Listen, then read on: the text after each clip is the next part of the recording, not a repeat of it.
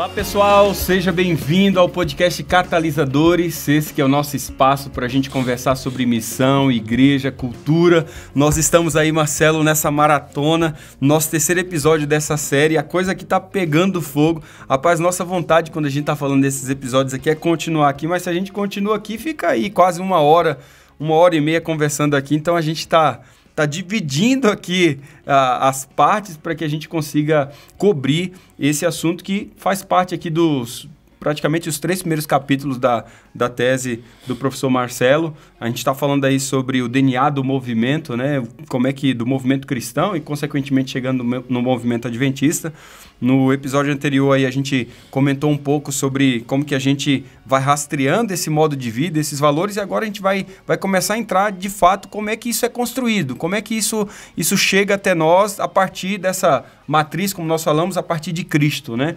Eu acho muito interessante de que rastrear esse DNA do povo de Deus é algo que nem sempre a gente tem aí tão facilmente essa discussão no nosso contexto. Por isso que eu acho que essa série é uma série the best aqui do podcast Catalisadores, tá? E eu percebo também que essa discussão vai nos levar ao entendimento da missão como esse centro de autocompreensão do movimento adventista e do movimento cristão como um todo. Eu gosto muito de uma frase que você coloca aqui, Marcelo, nos primeiros capítulos aqui, quando você diz que o DNA, o ethos do movimento, se ele é perdido, a gente vai normalmente esquecer os princípios e valores e a gente vai começar a adotar uma maneira de medição que é muito mais baseada de número pelo número, o que vai acabar nos dando, no máximo, um crescimento de adição, né? E, ao mesmo tempo, você vai colocar nesses capítulos de que para a gente preservar o movimento, o ethos do povo de Deus, é fundamental que essa igreja ela mantenha a missão no centro da sua autocompreensão, porque sem missão não há nenhum movimento e a comunidade morre uma morte de espírito, muito mesmo antes de morrer a morte física, né? Tem Sim. muita igreja assim, que tem tudo, tem um prédio, tem programa, tem culto, mas já está morta, porque não tem mais Não sabe para que existe. Então esse é um problema muito grave, né? Então a gente já está demonstrando essa lógica. Primeiro, a gente encontra uma proposta para um modo de viver na Bíblia. Esse modo de viver, quando ele frutifica, quando ele se desenvolve, ele se mostra como um movimento. Ele é um movimento não... Porque tem tipos diferentes, né, de claro. Movimento. Esse é um movimento missionário, Exato. Que tem algumas características particulares. E é isso que é a essência da fé cristã.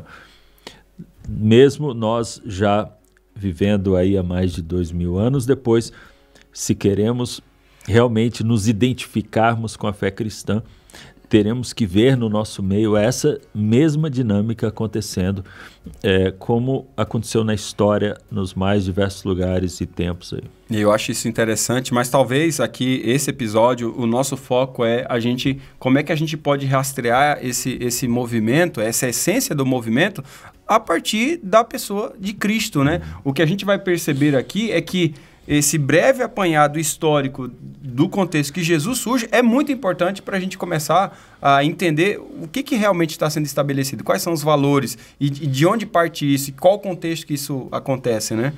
Então, acho que a primeira coisa que a gente vai notar ali, o primeiro elemento, é aquela relação de Jesus com o seu contexto. E a gente já tem falado um pouco sobre isso, né? Na cosmovisão judaica, o primeiro ponto é que não tem diferença entre a religião e a identidade da pessoa. Em alguns lugares hoje no Oriente ainda é assim, né? A religião é o centro definidor da identidade da vida no geral. E assim era também com os judeus, né? A herança daquela identidade do povo de Israel. E você vai encontrar o desafio aqui é exatamente a mentalidade helenística e romana, consequentemente, né, que é influenciado pela comunidade helenística, que não pensa assim e que, consequentemente, para Israel manter isso aí, né, foi um desafio. A gente vai encontrar isso mesmo antes de Cristo, né, com a revolta dos Macabeus, e até você toca nesse assunto também, de como que há um esforço de Israel de dizer o seguinte, não, nós precisamos manter essa realidade desse tipo de pensamento não dicotômico, não tricotômico, né? De não dividir os aspectos, as dimensões da vida, mas manter o que faz com muito mais facilidade, até você ver no ministério de Jesus Cristo essa relação com a natureza, a relação com as pessoas, sem essas diferenciações, né? Lógico. E daí, quando você tem a identidade toda interligada com o aspecto religioso, digamos assim, então a religião não é uma opção, não é uma escolha que você faz. De que religião você é, entende? Não existe isso, porque você automaticamente tem aquilo como centro da definição dos pressupostos da realidade, né, da cosmovisão, da cultura ao seu redor. Então, esse é um ponto. O segundo ponto que eu acho que é interessante destacar é que teoria e prática na mentalidade hebraica e, consequentemente, dentro do judaísmo, não são vistos como coisas separadas ou Sim. em conflito. Isso que a gente falava no episódio anterior, que hoje em dia existe, né, uma distância grande entre as crenças da pessoa e sua prática. Então, ali vinha tudo muito interligado e, inclusive, muito da compreensão das crenças vinha a partir de certas práticas também. Exato. Quanto que o povo aprendeu, o povo de Israel, a partir dos seus rituais, não é? Que aprendia sobre Deus. A gente não encontra muito lá na Bíblia tratados teológicos e discursos filosóficos sobre quem é Deus, por exemplo. Mas, automaticamente, ao participar daqueles rituais, eles estavam aprendendo sobre a natureza divina. Eu creio, Marcelo, assim que você vai perceber essa realidade na comunidade judaica, até você coloca isso aí de 3 expressões que vai mais ou menos formando essa cosmogonia, né? Até explica isso aí, você usa bastante essa expressão ali, né? Da maneira como que o judaísmo vai se expressar através da Torá, da terra e do templo, né? Como essas relações são símbolos-chave para a gente entender essa não dicotomia, né? E de como que você vai expressar através do modo de viver todas essas relações que elas estão interligadas, elas não estão divididas, como normalmente a gente tenta fazer, né? Quando a gente vai olhar uma cultura, uma cosmovisão, existem elementos que são indicadores, que são marcadores importantes. E você tem uma narrativa também. Então, nesse caso, eu acho que é justo identificar esses 3 elementos como pilares principais dessa compreensão. Então, na Torá, o povo tinha a narrativa, a história que dava para eles a sua identidade. O porquê.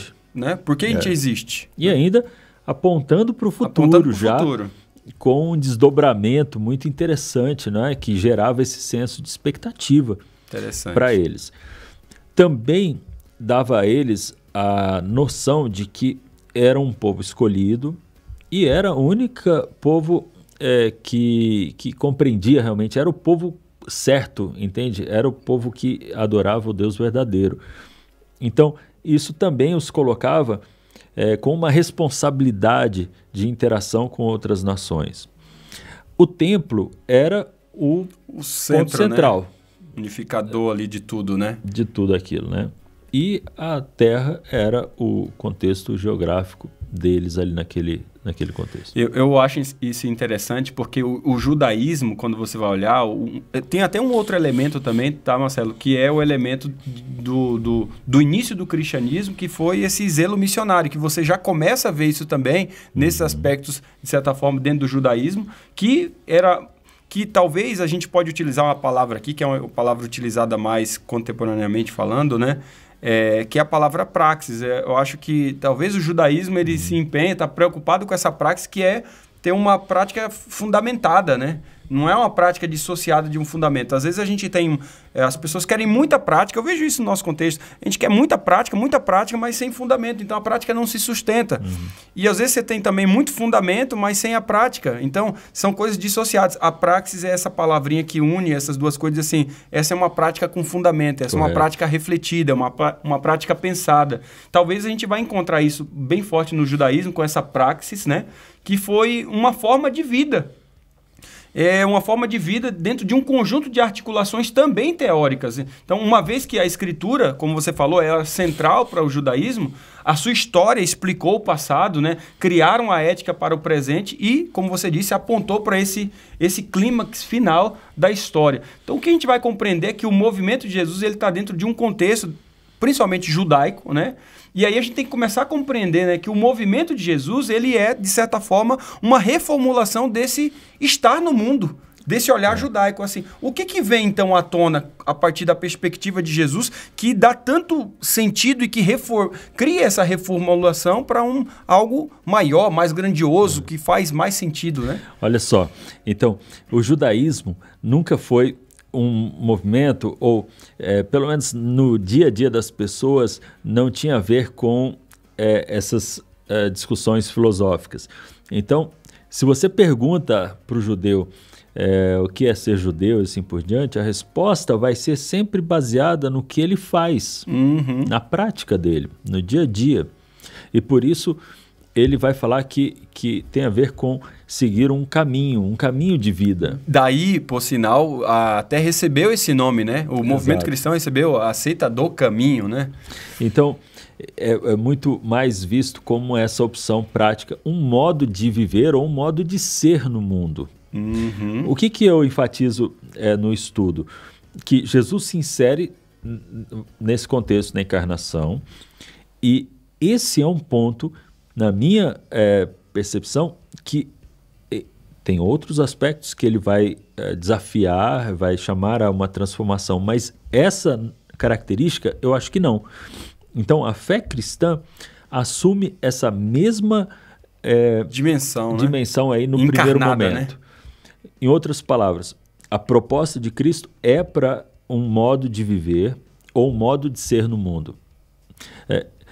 Continuo enfatizando, não é um tratado filosófico, etc. Nossa, isso é algo para a gente saber como viver. Sim. Prático. E nem por isso é menosprezado, mas é que a essência que vem sendo trazida aqui é de que, em vez de você explicar a sua fé simplesmente por formulações doutrinais, esse é o ponto, você deveria explicar a sua fé por aquilo que você vive.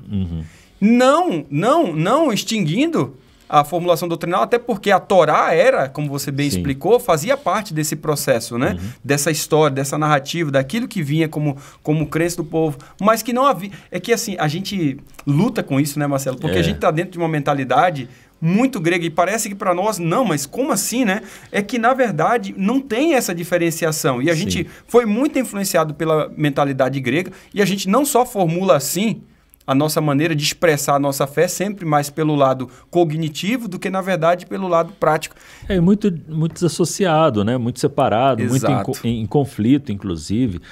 A gente faz perguntas, a gente aprendeu a fazer perguntas que na Bíblia não se faz, entende? E tá errado fazer a pergunta? Eu até acho que não está errado fazer a pergunta. Assim, Marcelo. Eu acho que a gente tenta desvendar muitas coisas sobre Deus que na Bíblia nunca... se preocupou, né? Na mentalidade hebraica ninguém nunca perguntou, entende?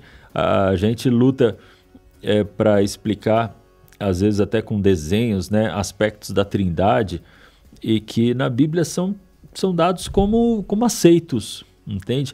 É um problema perguntar? Não é um problema perguntar, mas acho que é um problema se a nossa fé e se a nossa relação com Deus e a nossa vivência depender de conseguir destrinchar todos esses elementos, entende? Claro. Essa é uma maneira de formular as nossas convicções, as nossas crenças, que não é de um pensamento mais bíblico, onde algumas realidades são aceitas, não são compreendidas, né? E nos detalhes. E daí vem o elemento da fé, né? Que é suficiente dentro desse aspecto. Eu acho isso interessante que a gente tá discutindo aqui. É muito importante você acompanhar esse raciocínio de toda essa trajetória, porque o que a gente vai perceber é que o início determina o desenvolvimento do movimento, né? Se você não compreende bem, principalmente esse modo de pensar de Jesus, possivelmente você fica sempre tentando articular movimento cristão ou a fé sempre mais dentro desse lado cognitivo. E eu acho que esse elemento ele é fundamental. É um debate árido, um debate para ver quem ganha na discussão. E isso certamente está muito distante eu acho, da realidade bíblica, né? Agora, Jesus está nesse contexto em que o importante é a maneira como se vive, como se existe, né? E agora ele vai, no entanto, confrontar algumas coisas. Tem elementos que ele vai ressignificar, tem outros que ele vai pedir para que as pessoas abandonem e tem outros que ele vai reafirmar, né? Reafirmar. E nessa reinterpretação, às vezes, ampliar até a compreensão das pessoas. Então, essa é uma dinâmica fascinante, assim, eu creio. Pela maneira como ele interage e vai resgatando algumas coisas do passado, vai mostrando e desafiando as pessoas nas suas interpretações, na sua vivência, né? E daí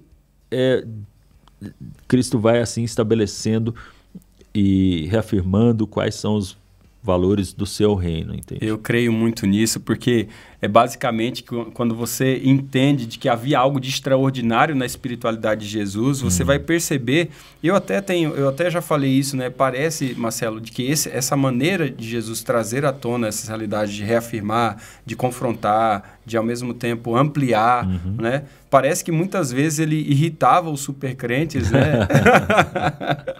Irritava muito. Tinha algo na espiritualidade de Jesus que ele certamente irritava muito os supercrentes, mas atraía os pecadores. E isso deveria ser uma chave para a gente entender também o nosso contexto. Por que muitas vezes aquilo que a gente faz agrada os supercrentes e repele os pecadores? Né? Há algo aqui que parece que não se encaixa dentro do movimento de Jesus e eu acho interessante porque esse modo de vida de Jesus é um modo que convida ao encontro e é um modo que convida a relacionamento e é uma intimidade que traz à tona esse modo de viver de uma maneira muito concreta, como você falou, e não simplesmente abstrata, cognitiva, que faz parte, mas não é só isso.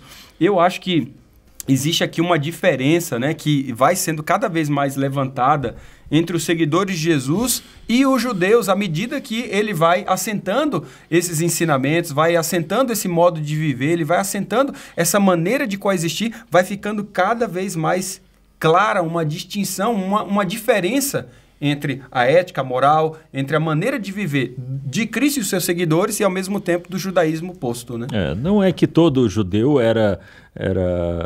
não era sincero, claro. Vivia... Até porque estava dentro do judaísmo, né? O próprio movimento cristão. Exato. Ou que vivia em desacordo com a vontade de Deus e tal. Não, acho que não era isso, mas a gente vê uma dinâmica descrita nos evangelhos onde Cristo confronta algumas compreensões ou algumas práticas da religião organizada da sua época. Isso certamente, não é? Havia um distanciamento, em alguns sentidos, do plano original da revelação de Deus, enfim. E isso é confrontado. Então, principalmente, me parece, algo que ainda hoje é o centro da fé cristã, que é o elemento da fé e da graça, né? Essa relação com Deus. Então, em muitos aspectos, o judaísmo tinha adotado uma postura muito mais humanista, mais distanciada de Deus, legalista, não é? Onde a religião, de novo, né, tinha deixado de ser algo orgânico e natural do relacionamento com Deus e havia se tornado simplesmente uma série de regulamentos instituídos pela liderança, contexto, né? Pelos religiosos, pelos acadêmicos da época, né? Isso vai, de certa forma, levar a gente a confrontar algumas coisas, porque você vai vendo que ele vai trazer, aliás, ele vai começar a dizer, né, que o reino de Deus chegou e esse reino é pregado, mas como você falou, esse reino é encarnado. E isso vai mudar algumas dimensões de algumas coisas, porque ele chama agora um compromisso não como uma filosofia, né, Marcelo? Ele vai chamar o compromisso como uma pessoa que é ele mesmo. E isso é diferente de tudo isso que a gente está colocando aqui. Porque normalmente, às vezes a gente chama as pessoas para um compromisso com simplesmente uma ideia. A gente vai assim, não, o compromisso não é com uma ideia, o compromisso é com uma pessoa. E o compromisso com a pessoa é o que ratifica, é o que confirma o teu compromisso com a ideia. E não o contrário. Porque é possível que você tenha compromisso com a ideia sem ter compromisso com a pessoa? Pois é. Infelizmente, a gente tem essas posturas. Então assim, a ideia do compromisso que Jesus vem trazer dentro da loja do seu reino é algo muito mais que amplia. É com a ideia, mas é, acima de tudo, com uma pessoa. A natureza que você vai encontrar do movimento de Jesus é uma natureza de que os seus seguidores são seguidores para sempre. Diferente de judaístas que tinha um seguidor, depois você virava rabino e tal, e fechou. Agora que você vai fazer os seus seguidores, não. Você é seguidor para sempre. Ou seja, isso envolve discipulado. Não é? Isso tem essa característica de discipulado muito forte. O ministério, como a gente vai ver no ministério dele, vai se ampliar bastante aqui. Você tem um ministério de cura, mas não é só de cura, é de pregação. Ou não é só de ensino e de pregação, é também de cura, né? Sim. Você vai ver bem claramente aqui essa mensagem que a boa nova do reino de Deus chegou e está aí a essência do evangelho. Então, você vai vendo, Marcelo, você destrincha isso um pouco para nós. Essa questão da mensagem de Jesus, essa questão do ministério de Jesus e essa questão da comissão de Jesus. Então, você faz esse apanhado dessas três relações de como que isso vai, na verdade, fazer a distinção desse movimento. A partir daí, né? Ainda hoje as pessoas estudam qual é o diferencial pelo fato de, depois de 2000 anos, tantas pessoas, né, um terço da população mundial se identificar com o cristianismo. Então, existe essa... O que acontece? Qual é o fenômeno por trás disso, né? Então, há muitos estudos nessa direção. E eu acho que a gente vê claramente que Jesus não era simplesmente um outro líder social ou um outro professor que propunha aí algumas ideias, alguma leitura de mundo, mas muito singular na sua dinâmica. O que me chama a atenção é que a gente tem que identificar... A gente gosta de falar, não, Jesus é singular, Jesus é singular. Mas no que ele é singular? Por exemplo, no estudo eu mostro que em muitos aspectos João Batista ele já tem um modelo muito parecido de ministério. Exato. Não é? Em vários elementos. Mas ele não é o Messias. Ele não é o Messias, óbvio. Ele tem a pregação ao arrependimento, ele anuncia o Messias. Tem um ímpeto de profeta mesmo, ele é um profeta. Ele tem seguidores, ele batiza. Então, você Verdade. Vê... Parece meio paralelo, né? Ele já é um... Na verdade, ele é precursor, né? É um precursor, inclusive, do modelo de ministério. Então, o detalhe é que não é o modelo de ministério, mas é Cristo. Então, os seguidores de Cristo são diferentes dos seguidores de João Batista. O que Cristo oferece, o relacionamento com Cristo, é diferente. Então, é ele que faz a diferença e por isso ele é singular. Você trabalha na parte ali final, dentro desse aspecto, a questão do comissionamento também, né? Correto. E daí também é algo que é bem diferente, até mesmo dentro da narrativa do povo de Deus, a maneira como agora os discípulos de Cristo têm a oportunidade de dar continuidade ao ministério de Cristo. Exato, é dentro daquela lógica de João 20, 21, né? Assim como o Pai me enviou, eu também vos envio. O que a gente está vendo aqui, Marcelo, é esse caráter original do cristianismo que vai sendo formado, né? Está sendo formado esse caráter original na pessoa do Cristo, que faz, é ele que faz, na verdade, toda a diferença dentro desse contexto, porque Jesus Cristo ele se torna aqui o centro. E aquela coisa, acho que é o Orton que fala, né? Quando ele fala de cristianismo sem Cristo, ou Dallas Willard, né? Que fala sobre essa questão, né? De você ter um cristão um cristianismo sem Cristo, né? É possível isso acontecer quando você não desenvolve um discipulado autêntico. Você vai ver que nesse processo, a questão do caráter, da vida, dos ensinamentos, do trabalho, né? Os seguidores, ele estabelece essa natureza do movimento missionário a nível mundial, mas centralizado nessa pessoa do Cristo. É ele quem vai dar a orientação, a base para tudo isso que está acontecendo. Então, o início do cristianismo ele não acontece num vazio cultural, como você falou, né, Marcelo? E nem o início e nem a proposta de Cristo. Veja, esse ponto, para mim, é fundamental, sabe? Porque, primeiro, então, Cristo se insere naquele contexto. Ele não vem num vácuo. Segundo, a proposta dele para a fé cristã é de um modo de viver. Isso significa de interação cultural. Com a sociedade. Com o contexto. Claro. Com as pessoas. Não é para você fugir para um lugar distante de todos. A gente, de vez em quando, volta nesse conceito, nessa aberração sobre espiritualidade, né? Parece que para ser espiritual você tem que estar distante de todo mundo. Não é isso. É em interação com as pessoas. Isso é forte. Nos leva de volta ao mandato cultural lá de Gênesis. Exato. Né? A primeira coisa que Deus ordenou para o ser humano era para ele procriar, não é? Multiplicar, encher a terra. Essa era uma parte. Segunda parte, subjugar, dominar, cuidar, né? Da natureza.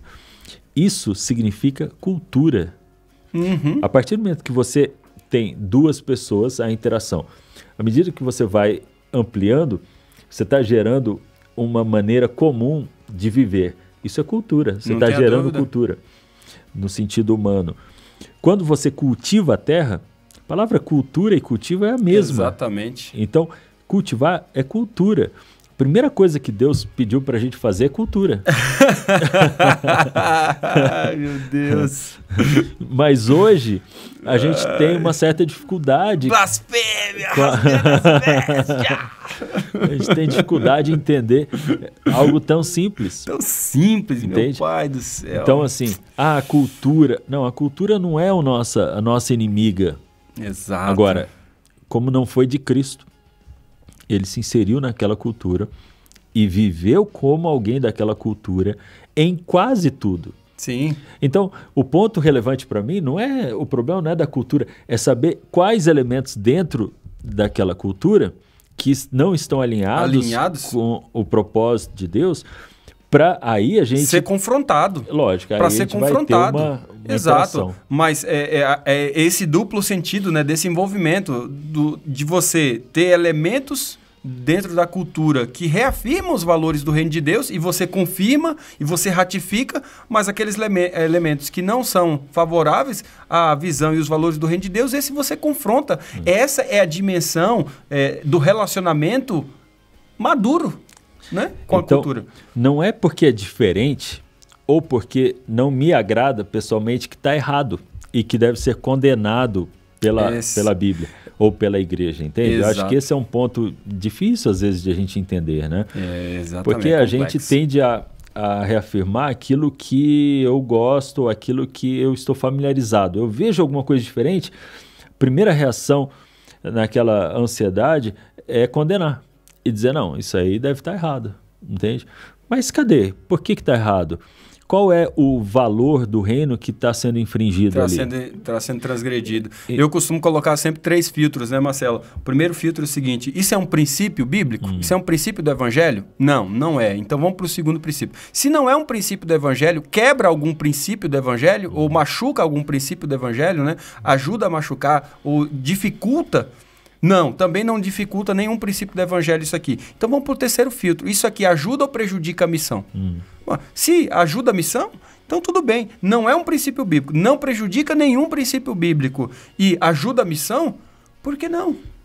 Né? São filtros que nos ajudam a ter mais ou menos uma baliza de algumas dessas questões. Mas eu percebo, Marcelo, de que quando a gente não tem essa maturidade, a gente vive mais pela nossa consciência pessoal do que, na verdade, pela revelação bíblica, sabe? E aí foge à nossa proposta como fé cristã, né? E o duro é quando você ainda impõe a tua consciência pessoal sobre os outros, entendeu? Que isso é bastante comum em muitos contextos, né? Eu gosto assim, então vai ter que ser assim também todo mundo, né?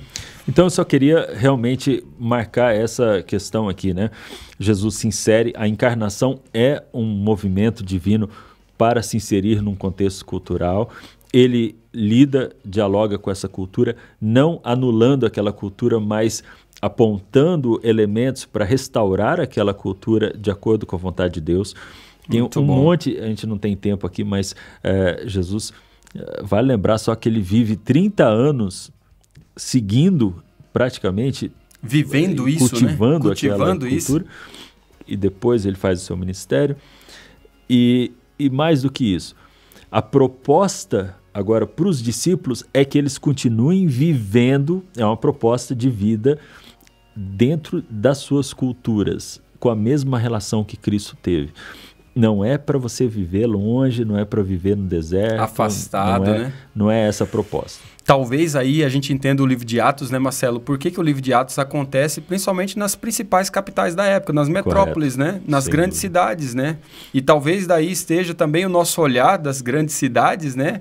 E embora, principalmente no contexto brasileiro, o livro Vida no Campo é desde a década de 50, mas a compilação das grandes cidades é basicamente desde 2010. Sim.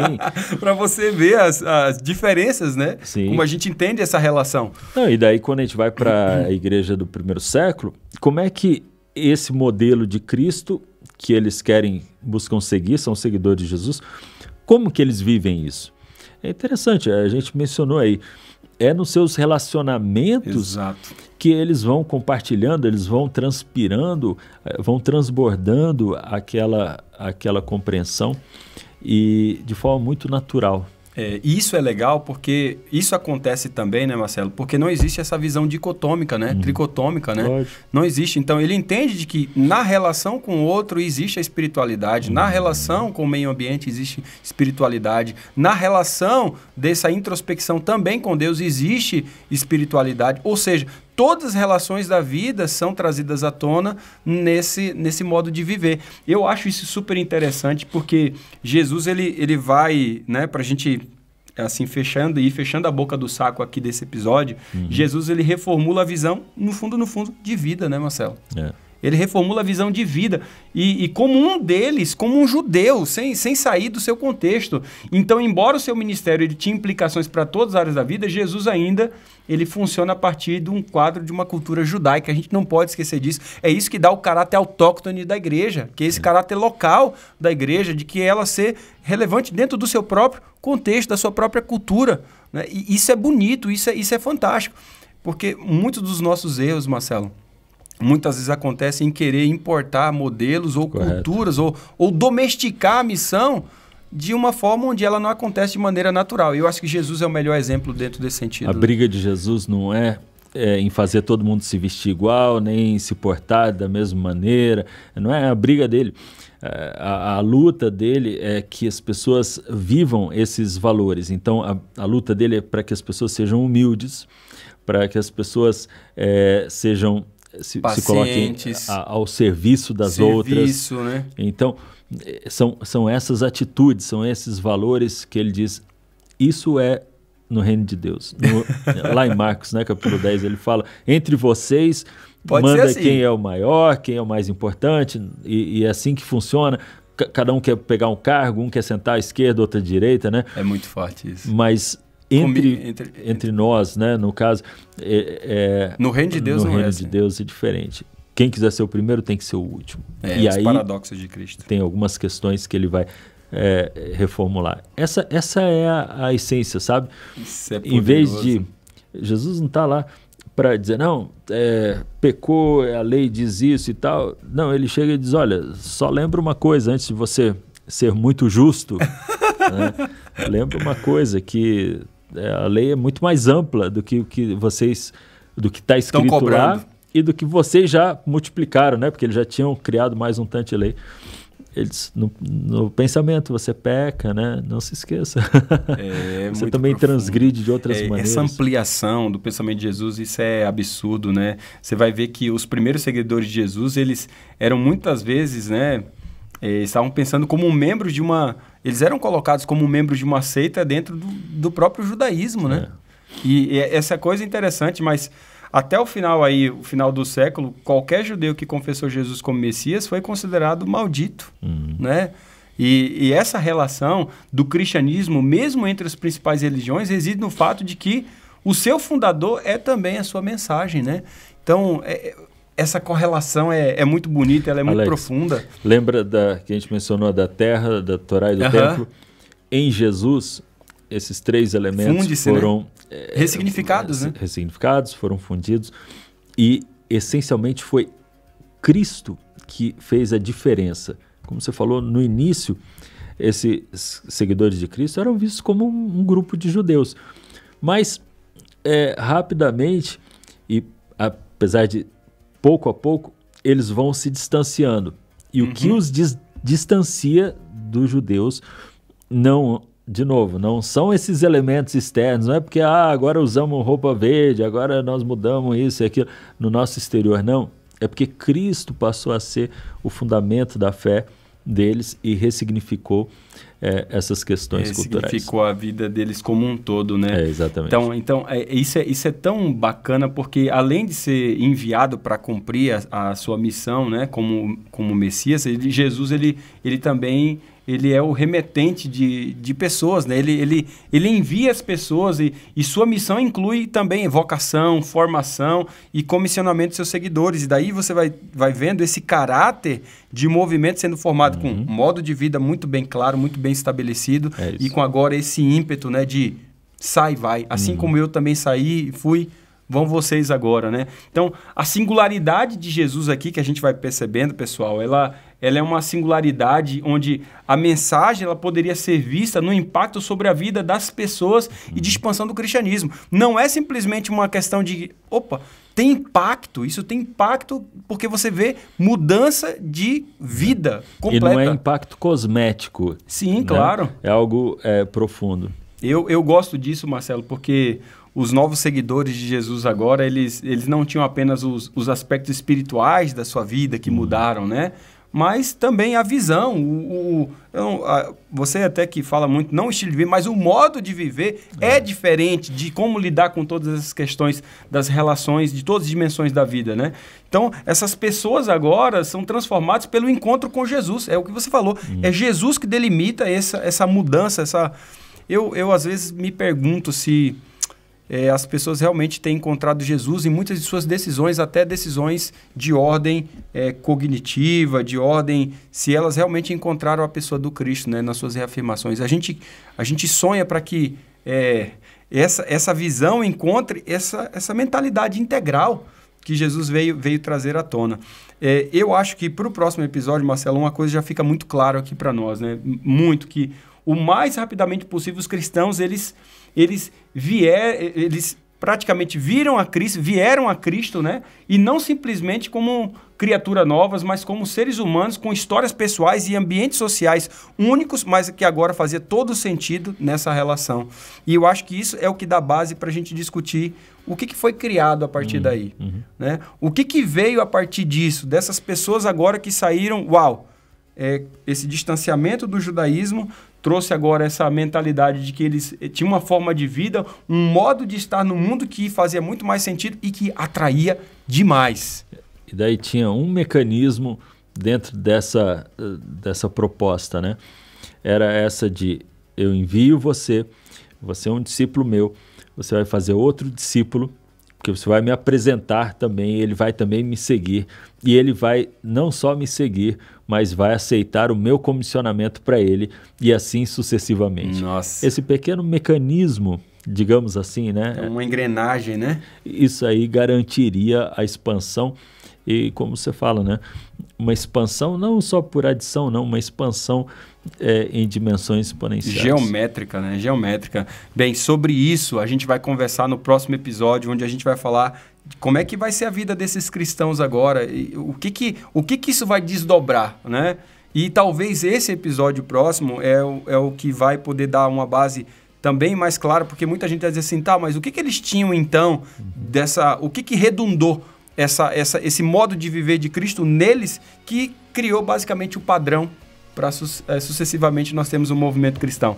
Eu estou aqui ansioso, eu imagino que você também, mas a gente precisa realmente terminar e está aí expectante para esse próximo episódio. Eu espero você. Se foi legal para ti, compartilha. Um grande abraço e até breve.